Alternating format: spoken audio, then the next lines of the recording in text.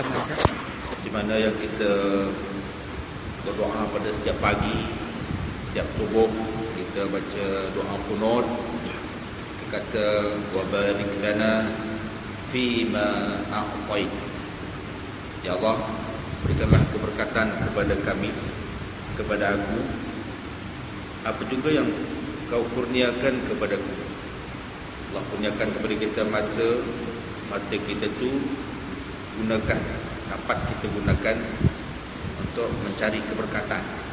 Telinga, seluruh anggota kita, tangan, kaki, ingatan, hati, untuk mencari keberkatan. Wa barik lana fima a'tait. Berikan keberkatan kepada kami apa juga yang kau kurniakan, ya Allah. Kita minta kepada Allah Ta'ala supaya kita dapat menggunakan apa yang Allah beri itu untuk bersyukur, menyatakan kesyukuran kita kepada Allah Subhanahu Wa Taala. Dan untuk dapat melakukan yang sedemikian tidak mungkin untuk mampu kita melakukan dengan sesuka hati kita. Tentunya ia daripada hidayah dan taufik Allah. Tentunya daripada kurnia Allah yang awal-awal sekali kita dapat, iaitu iman dan Islam. Alhamdulillah kita dah dapat iman dan Islam. Jadi kita dengan iman dan Islam inilah kita bergerak menjadikan ia sebagai modal untuk kita dapat keberkatan dan rahmat serta syurga Allah. Itu Allah sebut dalam surah Yunus ayat yang ke-10. Surah Yunus tu surah yang ke-10 daripada susunan dia. Ayat yang ke-10 pula cerita tentang orang yang beriman, dan kelebihan orang beriman itu diberi pula tambahan iman. Innal ladzina amanu wa 'amilus salihat yahdihim rabbuhum biimanihim. Sesungguhnya orang beriman itu, kata Allah, ialah orang-orang yang kami tambahkan, kami hidayahkan mereka itu tambahan iman pula, iman dan tambah iman lagi. Macam dalam surah Nur, nurun 'ala nur yahdillahu linurihi man yasha wa yadribullahu al-amthal wallahu bikulli syai'in 'alim. Nurun 'ala nur. Kehidupan kita ni untuk dapat bahagia dan selamat, kita melaksanakan kehendak Allah Ta'ala itu memerlukan kepada cahaya. Namun cahaya itu kalau tidak diberikan dengan tambahan, nurun 'ala nur, tambahan nur, cahaya di atas cahaya. Hidayah taufik itu merupakan cahaya. Wa nurullah la yuhda lil 'asi, kata Imam Syafi'i. Hidayah Allah itu, nur Allah itu tidak akan diberikan kepada orang yang hatinya lalai, hatinya lengah daripada minat Allah. Jadi balik semula kepada ayat yang ke-10 daripada surah Yunus tadi. Sesungguhnya orang yang beriman itu ialah orang yang diberikan hidayah untuk mereka melaksanakan tuntutan iman itu dengan sempurna. Biimanihim. Lalu dengan iman yang sempurna itu mereka berjalan di atas jalan untuk menuju syurga. Yahdihim rabbuhum biimanihim tajri min tahtihimul anhar.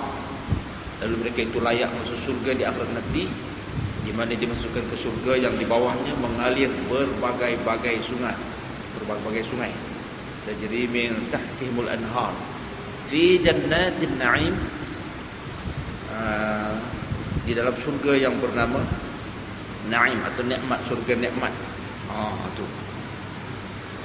Macam mana boleh jadi begitu? Kerana dia menggunakan nikmat yang diberikan Allah Ta'ala kepada dia, iaitu iman dan Islam serta tubuh badan, jasad, untuk segala-galanya digunakan pada mencari keberkatan Allah.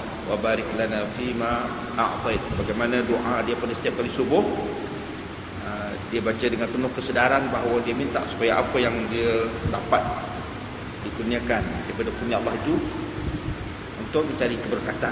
Bila nak cari keberkatan, tentunya kita tak guna untuk benda yang lain daripada itu, tidak untuk menyeleweng. Seterusnya, selain daripada apa yang ada pada kita, pada tubuh kita yang ada ini, Allah juga kurniakan kepada kita rezeki, makan, minum, tempat tinggal. pekerjaan, gaji dan sebagainya itu. Selagi benda itu halal, maka perlu kita gunakan untuk ke arah keberkatan pula, tidak untuk kemegahan dunia. Sebab itu kita dilarang untuk mencari kemegahan dunia, bermegah-megah dunia tuan, kita dilarang sebenarnya. Sebab itu para sahabat Nabi SAW walaupun mampu memiliki harta dan kekayaan yang tinggi, banyak, kunci perbendaharaan dunia ini, kekayaan dunia ini diberi kepada Nabi. Kalau Nabi dah jadi orang kaya, hartawan, jutawan, beliunar dan sebagainya boleh. Tapi Nabi tidak memilih kehidupan yang sedemikian. Tetapi Nabi memilih untuk hidup sederhana dan bersama orang-orang miskin. Kalau tuan-tuan dengar radio Aikim pagi-pagi pukul 6.30 lepas solat subuh tu, dengar cerita tentang sirah Nabi tuan-tuan. Hebat Nabi ini. Dia memilih kehidupan yang paling simple life, simple living. Kita tidak, kita yang lalai dengan Allah Ta'ala ni, kita tak memilih simple living, kita memilih high living, memilih kehidupan dunia yang berlebih-lebihan, simple doing. Tindakan kita berkaitan dengan akhirat ni terlalu simple, mudah aja, tak begitu bersungguh-sungguh. Nabi high doing dalam hal perkara berkaitan dengan akhirat, bersungguh-sungguh dalam hal akhirat, bersungguh-sungguh untuk cari syurga, sungguh-sungguh untuk jauh daripada neraka. Simple living, iaitu dalam hal kehidupan dunia ni dia ambil yang paling sederhana. Tapi high doing dalam lakukan perkara yang berkaitan dengan akhirat, syurga ni bersungguh-sungguh, bermujahadah. Itu bukan sekat Nabi saja. Sayyidina Umar radhiyallahu anhu juga merupakan orang yang memilih kehidupan yang sedemikian. Sehingga di zaman pemerintahan Sayyidina Umar radhiyallahu anhu, beliau memastikan tidak ada orang yang membina rumah lebih cantik daripada kebanyakan orang. Kebanyakan rumah, dia jumpa rumah yang cantik, lebih hebat, bergaya, mewah, dia akan robohkan rumah tu. Dari satu sudut memang macam salah, tapi bagi Sayyidina Umar, ijtihad dia tak salah. Kenapa jadi demikian? Sayyidina Umar kata ini adalah fitnah. Jika dibenarkan seseorang itu membina rumah yang bermewah-mewah untuk bermegah-megah dengan keduniaan, ini adalah permulaan fitnah yang akhirnya manusia sudah tidak lagi untuk berlumba-lumba untuk mendapat kemewahan dan kemegahan akhirat. Kemegahan dunialah yang menjadi keutamaan. Maka Sayyidina Umar, dia semasa pemerintahan dia tidak ada rumah yang dibina pelik, cantik daripada yang lain, sama saja. Mungkin saiz besar sikit kerana mungkin keperluan keluarga tu besar. Anak 12 takkan nak rumah 2 bilik. Tentu anak 12 ni rumah 6 bilik pun sesuai, tak ada masalah. Pasal anak 12. Kalau 7-8 bilik tak ada masalah. Ini anak 2 orang, rumah sampai 12 bilik, tak apa-apa. Tengok kepada keperluan, tak ada masalah. Jadi itulah nak katakan tadi, bahawa dalam kehidupan kita ni tuan-tuan, kalau kita nak jadi orang yang hebat di sisi Allah Ta'ala, kita memilih untuk bermewah-mewah, bermegah-megah untuk akhirat. Megah, rasa seronok, rasa bangga, rasa puas hati bila mana kita dapat melaksanakan sunnah Nabi SAW sebanyak mungkin. Dapat solat subuh berjamaah, dapat datang berjamaah awal, dapat solat sunat banyak, dapat memakai pakaian yang menghampiri pakaian Rasulullah. Jadi rasa bangga. Lagi banyak juga, lagi seronok. Yahdihim rabbuhum biimanihim. Bila mana kita bersungguh-sungguh untuk menyatakan bahawa kita nak menghampiri perbuatan Rasulullah atau sunnah Rasulullah, maka Allah dengan niat yang baik itu, Allah yahdihim rabbuhum, Allah bagi hidayah dan kesempatan kepada kita, muwafaqah dengan niat kita yang baik itu, jadilah kita orang baik. Tu Allah suruh kita jadi orang baik. Allah suruh kita ikut Nabi, dan kita pun berniat dan bersungguh-sungguh ikut Nabi, muwafaqah di antara kehendak Allah dengan kehendak kita tu, benar-benar kita ikut Nabi sallallahu alaihi wasallam. Tu insya-Allah jadi begitu tuan-tuan. Jadi kalau semangat pun dah tak ada, macam mana? Kita kena bina semangat yang bersungguh-sungguh untuk hidup dengan cara Rasulullah sallallahu alaihi wasallam. Dan saya sebut tadi tentang kenapa Allah Taala melarang kita bermegah-megah, bermewah-mewah dengan perkara keduniaan, kerana bila mana kita bermewah-mewah dengan perkara keduniaan, nescaya kita lupa akan kemewahan yang sebenarnya, itu akhirat. Allah sebut dalam surah An-Nisa ayat yang ke-39, 36, 7, 39, 39. والذين ينفقون أموالهم رئاء الناس ولا يؤمنون بالله ولا باليوم الآخر. Orang-orang yang bakhil tu kata Allah ialah orang yang membelanjakan harta mereka untuk tujuan bermegah-megah, ri'a an-nas, bermegah-megah, bermewah-mewah, beli benda yang kira-kira orang tengok terpegun lah. Beli motosikal sebiji harga 150,000 misalnya begitu. Saya ada kawan tu buka apa, saya ada jumpa kawan beli motor, ingat murah motor tu, BMW yang 1000cc, 1300cc gitu. Harganya 150,000 lebih. Macam ni kita nak jaga hati kita supaya jangan merasa megah ketika berada di traffic light. Orang lain semua pakai AX5, LC misalnya, dengan motor-motor kapcai kecil lah kan. Kita pakai motor 1300, 1400cc.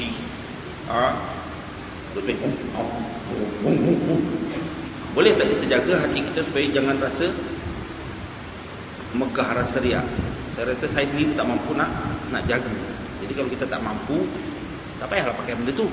Pakai benda lain yang hampir-hampir menyamai orang lain. Jadi kita pun tak ada rasa sangat. Kalau ada besar sikit, mungkin keperluan jalan jauh, misalnya ada orang duduk kat Seremban misalnya, Wolang dengan Kuala Lumpur naik motor, takkan nak motor AX5. Tentunya mereka nak beli biji potong besar sikit, 250 punya Kawasaki ke misalnya, padan lah duduk Seremban, ulang Kuala Lumpur. Ada macam tu, dengan alat-alat keselamatan yang sesuai lah. Jangan duk pakai baju t-shirt.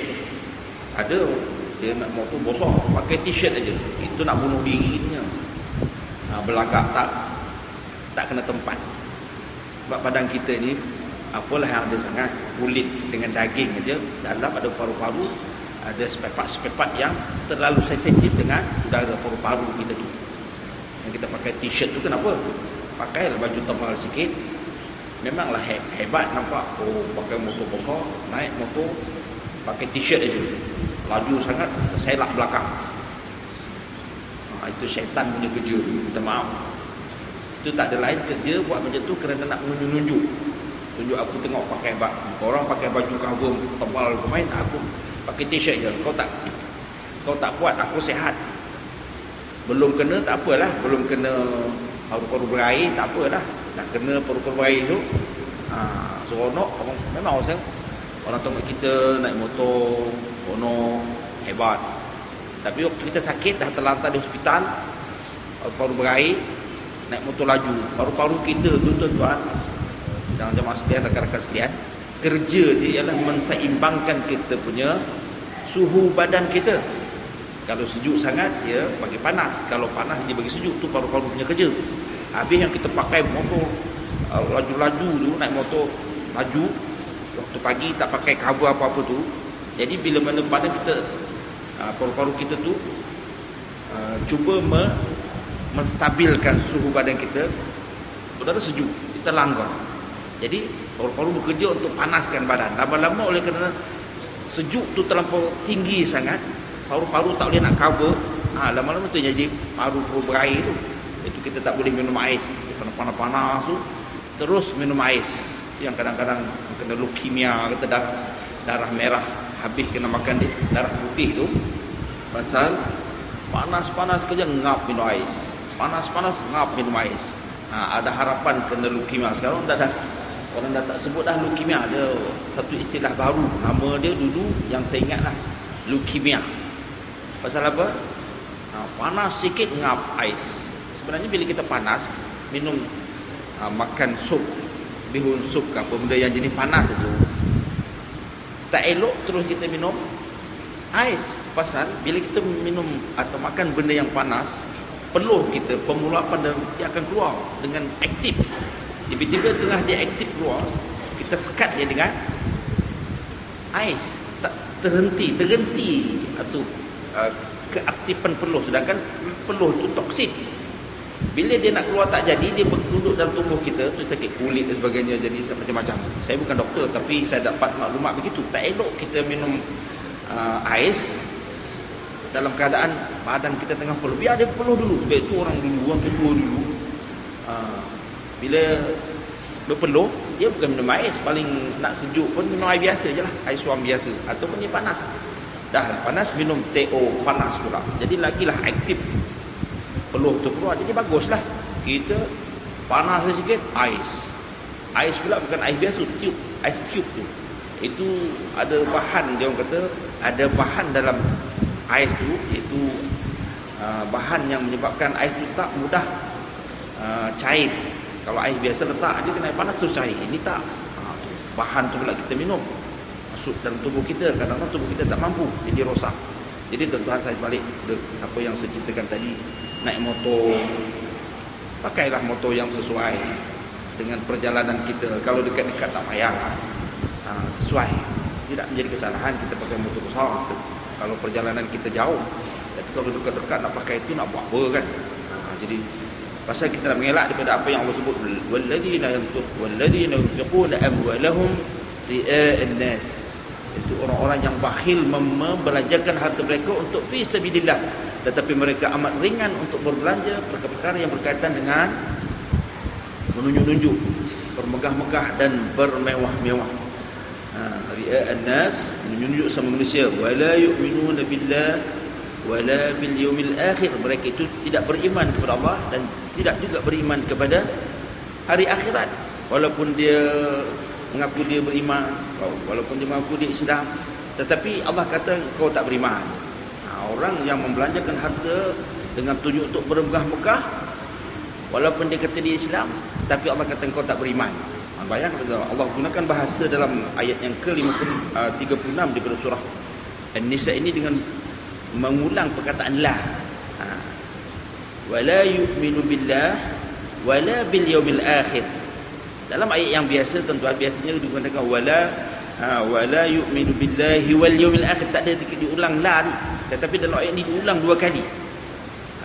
Orang yang membelanjakan harta mereka untuk tujuan bermegah-megah, bermewah-mewah, menunjuk kena keduniaan hebat, sampai orang tegur pun tak nak jawab, pasal supaya orang khusyuk tengok kenderaan kita yang hebat itu. Kalau jawab salam tu ambil masa orang jawab tu rugi. Biar orang tatap kita punya kenderaan yang hebat itu, kita pun buat tak faham, buat tak dengar orang bagi salam. Pasal apa? Bola dia. Wala yu'minu billah. Mereka itu tidak beriman kepada Allah, kata Allah. Wala bil yaumil akhir, tidak juga beriman kepada hari akhirat. Kita solat, tuan-tuan, kita takbir Allahu akbar, mulut kita sebut, tapi kalau kita tak betul-betul membesarkan Allah sebelum kita solat, selepas kita solat, kita tidak benar-benar membesarkan sunnah Nabi SAW, menjaga apa yang datang daripada Nabi, sekecilnya sehingga yang sebesar-besarnya yang datang daripada Nabi, kosong saja nilai takbir kita Allahu akbar tu, kosong. Jadi kita tak mau takbir kita tu kosong. Dia nak berisi itu ialah memang sungguh kita mengisi Allahu akbar itu sebelum kita solat, dah terisi, memang kita sentiasa membesarkan Allah dan Rasulullah. Selepas solat juga kita akan sentiasa membesarkan, mengutamakan apa yang datang daripada Allah. Walladzina hum li amanatihim wa ahdihim ra'un. Orang beriman itu ialah orang yang sentiasa menjaga amanah yang dari Allah, iaitu Al-Quran. Amanah yang datang dari Rasul ialah sunnah Nabi sallallahu alaihi wasallam. Walladzina hum li amanatihim wa ahdihim ra'un. Ayat ini yang saya ingat didapati dalam 2 ayat dan 2 surah. Surah pertama daripada suratul Mu'minun, yang kedua disebut dalam surah Al-Ma'arij. Sama saja, walladzina hum li amanatihim wa ahdihim ra'un. Orang yang solatnya sempurna, orang yang khusyuk dalam solat itu ialah antaranya Allah kata ialah orang yang sentiasa menjaga amanah Allah, iaitu Quran Allah, Islam ni kena jaga betul-betul. Iman kita jaga betul-betul. Amanah Rasul, sunnah Rasul, pesanan Rasul kita jaga sungguh-sungguh. Baru kita namanya bersungguh-sungguh tu juga bermujahadah tadi tu. Bila mana kita buat sedemikian tuan-tuan, sungguh-sungguh menjaga sunnah Nabi ni, kita jadi orang yang kedua, iaitu mukhalafah. Dia perkataan khalafah maknanya kita bercanggah dengan orang lain yang tak ikut Nabi. Maknanya sikap kita tu berlainan daripada orang yang Islam ni sembarangan ikut dan aja, ikut dan. Dia tak mahu Islam ni, tak boleh ikut dan. Nak masuk surga mana boleh ikut dan. Ada orang tanya saya 3 minggu lepas telefon, Ustaz, anak saya Ustaz, saya suruh dia masuk sekolah agama, tak nak. Macam mana kita nak pujuk dia? Pasal apa jadi macam ni? Dia tanya saya lah. Perempuan lelaki, lelaki. Pasal apa dia tak nak masuk kan? Macam mana kita nak sihat dia? Saya kata macam ni lah, senang je jawapan dia, bukan susah. Tapi susah nak dilaksanakan. Nak masuk syurga tu kan payah. Itu saja kaedah dia. Nak masuk syurga kan payah. Nak masuk neraka tak ada kaedah. Kau buat lu kat mana? Macam kita nak rosakkan rumah, nak robohkan rumah. Boleh kok bumbung, boleh kok tiang, boleh kok lantai. Tak ada kaedah nak rosakkan rumah ni. Jadi nak rosakkan Islam, nak masuk neraka tu, ikut mana pun boleh ikut dan dia tak ada kaedah. Tapi kalau nak bina rumah, dia tak boleh ikut bumbung dulu. Mesti ikut lantai dulu, bina foundation dia, alat dia apa, rancang betul-betul baru boleh bina. Jadi macam tu juga nak masuk syurga. Mesti kena rancang, kena susah. Jadi kebanyakan orang tak mau susah, nak senang. Tu jadi macam tu. Jadi dia kata nak masuk syurga susah. Jadi kita nak kena lebih sikit lah usaha bagi tahu ke anak, nasihat kepada dia. Kita ni akhirnya akan mati. Bila mati esok, kita akan ditanya Allah Ta'ala sejauh mana kita ikut Nabi. Jadi nak ikut Nabi tu kena susah. Lalulah kena pesan macam tu dengan anak-anak kita, pesan diri kita begitu. Kena susah, kena mujahadah bersungguh-sungguh. Bila kita mujahadah, jadi kita yang kedua mukhalafah, iaitu berbeza tindakan kita, akhlak kita, pakaian kita, tutur kata kita, cara hidup kita dengan orang-orang yang sembarangan. Dia tak jadi sembarangan, tuan. Seterusnya bila kita lihat ayat yang ke-36 dari surah, kalau tak salah saya 36. Ya, 6. 38 9 dari surah An-Nisa ni, tuan. Terus Allah sambung, wa may yakunish syaitanu lahu qarina fasa'a qarina. Orang yang membelanjakan harta mereka dengan tujuan untuk bermegah-megah dan bermewah di dunia ini, kata Allah, ialah orang yang menjadikan syaitan sebagai teman hidupnya. Fasa'a qarina, maka pada ketika itu amat bodohlah sahabat yang dipilih dalam hidup ini. Wa madza 'alaihim law amanu billahi wal yawmil akhir. Kenapakah jadi begitu? Sedangkan apakah yang menjadi keberatan kepada kamu? Apa yang menjadi keberatan kepada kamu? Apakah yang merugikan kamu untuk tidak boleh patuh kepada aku, kata Allah. Seolah macam Allah tu menggunakan perkataan hairan. Takkan Allah hairan dengan kita? Allah tahu sampai kita. Dia yang buat kita, dia yang mencipta kita. Tetapi dalam bahasa yang indah, Quran itu disebut dengan indah kerana orang yang membacanya mempunyai akal yang hebat. Jadi bila kita ni hebat, akal tinggi, jadi Allah menggunakan perkataan yang tinggi. Wa madza 'alaihim law amanu billahi wal yawmil akhir. Apakah yang menyebabkan kamu rasa rugi untuk apakah kamu merasa rugi? Kenapa kamu merasa rugi? Apa yang kamu rasa rugi? Tertimpa, apa yang kamu rasa rugi sangat kamu ikut perintahku, kata Allah. Rugi ke kalau kamu ikut perintah aku ni? Dalam bahasa kita Melayu begitulah. Rugikah kamu kalau ikut aku ni, kalau ikut Quran aku ni, ikut peraturan aku? Apa yang kamu rasa rugi? Wa madza 'alaihim law amanu billahi wal yawmil akhir wa anfaqu mimma razaqahumullah. Dan kamu memanfaatkan rezekimu kepada jalan Allah dengan cara yang benar-benar ikut Nabi. Wa kana Allahu bihim alima. Apa juga yang kamu lakukan, aku tahu, kata Allah. Jadi kalau kamu jujur, aku tahu kejujuran kamu. Kalau kamu mengelak, jadilah kamu orang yang aku tahu juga. Jadi kita tak boleh nak sembunyikan. Jadi tuan-tuan, yang bila saya tengok ayat ini, kita lihat keadaan sekarang lah, ataupun akhir-akhir ini harga barang mahal dan sebagainya ni. Rumah mahal, rumah yang dulu harga 20 tahun, 30 tahun lepas atau 25 tahun lepas misalnya, 20 tahun lepas lah, harganya baru 50,000, sekarang mencapai hampir setengah juta misalnya. Pasal jadi macam tu? Pasal ni lah dia, iaitu inflasi berlaku bila mana ni lah kehidupan manusia bermegah-megah. Nak beli yang mahal berlaku, letak dah berapa harga pun beli. Lama-lama orang jual letak harga 100,000 pun orang beli, 200,000 pun beli, 300,000 orang beli. Lama-lama orang yang banyak duit memang boleh beli, orang yang tak ada duit tak usahakan setengah juta, 50,000 pun tak boleh beli. Jadi meloponglah orang yang dapat duit dengan cara yang sikit-sikit. Yang dapat duit dengan cara yang mudah tu, mereka mudah keluar, jadi berapa pun beli. Jadi orang yang hebat dapat mudah, orang yang dapat duit dengan cara yang susah tak dapatlah melopong. Sebab itu Allah SWT melarang manusia untuk membuat satu atau menipu lah, kita kata senang ringkas kata, menyeleweng, menipu, rasuah dan sebagainya, kerana dia akan menimbulkan suasana kehidupan yang tidak seimbang.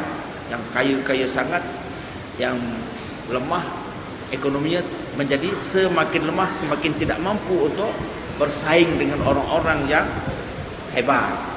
Pergi pasar, orang kaya pun beli ikan tenggiri RM25 sekilo. Orang susah pun, oleh kerana kau susah, aku bagi murah. Tak mau, dia harga sama saja. Jadi kalau tak mampu bersaing dalam tawar menawar atau membeli itu, tinggallah orang bawah ni nak belilah ikan-ikan yang lunyai. Kalau dah banyak sangat orang yang tak mampu beli, ikan lunyai pun jadi mahal. Itu jadi sebab itulah dalam hal kehidupan ini Allah Ta'ala atur Islam ini supaya pihak peniaga penuntung, pihak pembeli penuntung, maksudnya orang meniaga di samping mereka mendapat keuntungan dunia, mereka mendapat keuntungan memberikan perkhidmatan kepada orang ramai untuk mudah berbelanja. Begitu juga orang ramai yang berniaga, mereka bukan setakat mendapat kemudahan daripada orang yang berniaga, bahkan mereka juga menyumbang untuk maju perniagaan orang yang berniaga. Jadi sama-sama ada sumbang, menyumbang. Orang berniaga memberikan pertolongan di samping untuk orang yang membeli, mereka tidak tertekan, dan mereka juga perlu memberikan pertimbangan kepada peniaga supaya harga itu mampu untuk meningkatkan perniagaan orang yang berniaga terus maju. Itu inilah konsep Islam. Dia tak menindak. Tapi kalau dalam konsep kapitalis ini, kalau banyak orang nak benda tu sikit, naik banyak lah. Itu kalau di tempat-tempat yang orang asing hidup, orang Korea, Hong Kong, Taiwan, Jepun, Singapura, duduk tempat tu banyak, biasanya orang kita tak boleh nak beli. Katalah itu Johor Bahru, kalau Singapura banyak, mana kita boleh beli? Harga kondo sampai setengah juta, siapa nak beli? Orang Hong Kong, Jepun, Taiwan, Singapura lah yang beli. Tu jadi inilah ketidakseimbangan. Saya tak pandai ekonomi, cuma ada belajar ekonomi. Itulah jadi inflasi itu berlaku bila mana harga barang melebihi daripada kemampuan atau duit yang dimiliki oleh orang ramai. Balik semula kepada apa yang disebut dalam Quran, menyatakan bahawa kita dilarang untuk bermegah-megah, bermewah-mewah dunia, tetapi kita disuruh bermegah-megah dengan perkara akhirat. Matlamat kita nak bermegah yang selama-lama, untung yang selama-lama tu. Kita tak mau bermegah yang menipu ni. Wa mal hayatud dunya illa mata'ul ghurur. Tidaklah kehidupan dunia yang bersenang-senang, bermewah-mewah, bermegah-megah itu, kata Allah, melainkan ia adalah mata', kesenangan ghurur yang menipu kamu, yang sehingga kamu tak sempat mengamalkan Islam ini. Dan untuk menguatkan ayat ini, saya melihat dalam satu hadis dalam bimbingan mukmin karangan Imam Ghazali rahimahullah ta'ala anhu, muka surat 255, ada hadis yang dimuatkan berkaitan dengan larangan orang yang bekerja mencari rezeki ketika keluar tu bermegah-megah, bermewah, Macam ni kita nak imbang. Kurang ni kita ada pengetahuan tuan-tuan. Biarlah saya tahu, buat tu kemudian. Yang penting tahu dulu. Nabi SAW berpesan, wa in kana kharaja yas'a ala nafsihi ya'rifuha wa huwa fi sabilillah, wa in kana kharaja yas'a riya'an wa mufakharah wa huwa fi sabilis syaitan. Yang bermaksud sekiranya kamu keluar rumah, kata Nabi, keluar rumah, yas'a untuk bekerja, bagi mencari rezeki untuk dirimu sendiri. Begitu juga untuk keluarga, ya'rifuha fa huwa fi sabilillah. Orang yang keluar rumah dengan menjaga adab, jangan menunjuk, untuk mencari rezeki untuk diri sendiri, keluarga dan sebagainya, untuk membina rumah yang sesuai untuk keluarga kita, maka keluarnya kita itu dikira sebagai keluar seorang yang berjalan di atas jalan Allah. Sebaliknya, wa in kana kharaja yas'a riya'an wa mufakharah fa huwa fi sabilis syaitan. Orang-orang yang keluar berrumah walaupun dia mencari rezeki untuk anak isteri dia, namun dia keluar dengan perasaan riya' wa mufakharah, bermegah-megah dan riya' fakhrun, bermegah-megah dengan kenderaan yang mewah misalnya. Boleh kita memang tak masalah, saya bukan nak ni, tapi nak jaga supaya jangan ada rasa riak tu macam mana, itu satu hal. Kalau kita boleh jaga tak ada masalah, belilah kereta harga 1 juta apa pun, tapi kita tak riak, boleh tak? Kalau boleh tak ada masalah. Yas'a riya'an wa mufakharah, dan berbangga-bangga, bermegah-megah, menunjuk. Fa huwa fi sabilis syaitan, maka perjalanan mereka itu walaupun mencari rezeki, maka dia berjalan di atas jalan syaitan. Hadis sahih yang diwakilkan dalam bimbingan mukmin, muka surat 255 kalau yang Jawi. Kalau yang diterjemah dan Jawi, kalau yang Rumi saya tak tahu muka surat apa. Ada tuan-tuan tengok sana, hadis sahih. Inilah. Dan dalam Al-Quran, Allah sebut, innallaha la yuhibbu man kana mukhtalan fakhura. Saya rasa dalam surah Luqman, Allah tidak menghendaki atau tidak suka kepada orang yang berjalan di atas muka bumi ini dengan cara bermegah-megah.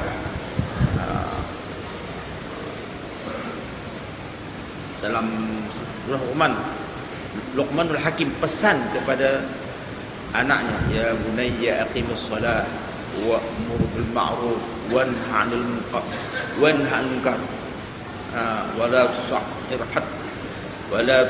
khaddaka linnas wala tamshi fil ardi maraha. Jangan kamu berjalan di atas muka bumi ini dengan bermegah-megah, bermewah-mewah.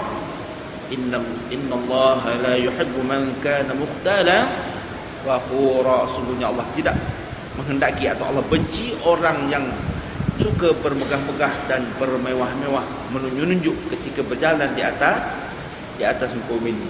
Dan seterusnya yang Al-Quran sebut, tilka darul akhirah naj'aluha lil ladina la yuriduna 'uluwan fil ardi wala fasada wal 'aqibatu lil muttaqin. Sungguhnya syurga itu disediakan kepada orang-orang yang tidak menghendaki akan kemegahan, kebanggaan di dunia ini, tetapi disediakan syurga itu disediakan kepada orang-orang yang biasa takut kepada Allah Subhanahu wa taala dan biasa mengharapkan keredaannya.